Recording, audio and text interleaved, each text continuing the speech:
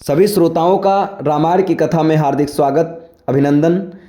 पिछले वीडियोज में आपने देखा कि पिनाक की कथा, भगवान का अति प्रिय धनुष कैसे राजा जनक के पास है और माता सीता की उत्पत्ति कहाँ से हुई। अब उसी के आगे माता सीता का धनुष यज्ञ और उसके पश्चात विवाह आपको बताया जाएगा। बढ़ते हैं कहानी की तरफ।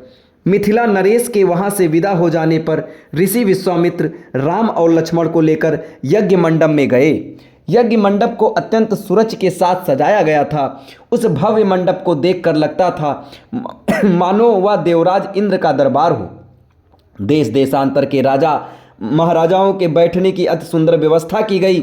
मंडप के ऊपर बहुमूल्य रत्नों से बने झालर युक्त आकर्षक वस्त्रों का वितान तना हुआ था। वितान के चारों ओर फैलते हुए पताके मिथिलापति की कीर्ति को प्रदर्शित कर रहे थे। बीच बीच में रत्न जटित स्तंभ बनाए गए थे। वेद पाठी ब्राह्मण एवं तपस्वी शांति पाठ कर रहे थे। देदीप्यमान वस्त्र भूषणों को धारण किए राजकुमार अपने अपने आसनों पर विराजमान थे। ऐसा लग रहा था मानो सैकड़ों इंद्र अपने वैभव और सौंदर्य का प्रदर्शन करने के लिए महाराज जनक की यज्ञ भूमि में एकत्रित हुए हों। इस सौंदर्य का अवलोकन करने के लिए जनकपुर की लावण्यमयी रमणियाँ अपने घरों के झरोकों से झांक रही थीं। गर्जन तर्जन करते हुए पिनाक को इस मनोमुग्धधारी वातावरण में यज्ञ भूमि में लाया गया। सभी को उत्सुक दृष्टि से उसी ओर घूम गई। सहस्त्रों व्यक्ति उस धनुष को एक विशाल गाड़ी में धीरे धीरे खींच रहे थे। उस विशालकाय वज्र के समान धनुष को देखकर बड़े बड़े बलवान का धैर्य छूटने लगा और पसीना आने लगा।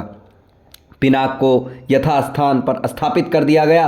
राजा जनक के ज्येष्ठ पुत्र पुत्री सीता एवं उनके सहेलियों को साथ लेकर धनुष के पास आए और बोले, हे संपूर्ण संसार के राजाओं और राजकुमारों, महाराज जनक के प्रतिज्ञा की है कि जो कोई भी महादेव जी के इस पिनाक नामक धनुष की प्रत्यंचा को चढ़ाएगा उसके साथ मिथिलापति महाराज जनक अपनी राजकुमारी सीता का विवाह कर देंगे।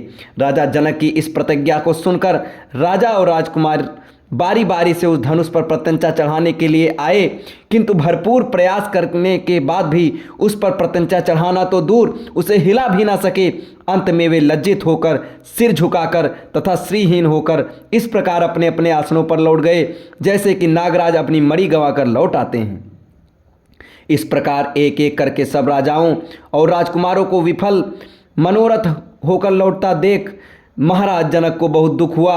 उन्होंने बड़ी निराशा के साथ मर्मभेदी स्वर से कहा, संपूर्ण संसार के विख्यात शक्तिशाली योद्धा यहाँ विद्यमान हैं, किंतु बड़े दुख की बात है कि उनमें से कोई भी पिनाक पर प्रत्यंचा नहीं चढ़ा सका। उनकी इस असफलता को देखकर ऐसा प्रतीत होता है कि पृथ्वी सूरवीर क्षत्रियों से खाली हो गई है। यदि मुझे पहले से ज्ञात होता कि अब इस संसार में वास्तव में कोई क्षत्रिय योद्धा नहीं रहा तो मैं ना तो धनुष यज्ञ का अनुष्ठान करता और ना ऐसी प्रतिज्ञा करता।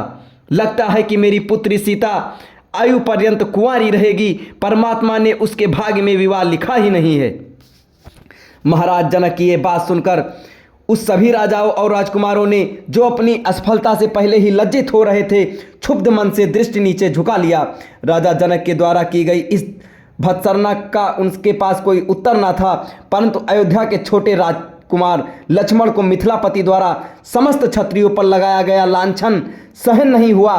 कुपित होकर उन्होंने अपनी भ्रिकुटी चढ़ा ली और तीखे शब्दों में बोले, हे मिथिला के स्वामी राजा जनक, आपके ये शब्द सर्वथा अनुचित और सूर्यकुल तथा रघुवंश का अपमान करने वाले हैं। आश्चर्य है कि आपने ऐसे अपमानजनक शब्द कहने का साहस कैसे किया। जहां प्रतापी सूर्यकुल का साधारण व्यक्ति विद्यमान हो वहां भी कोई इस प्रकार तिरस्कार भरे शब्द कहने से पूर्व अनेक बार उस पर विचार करता है।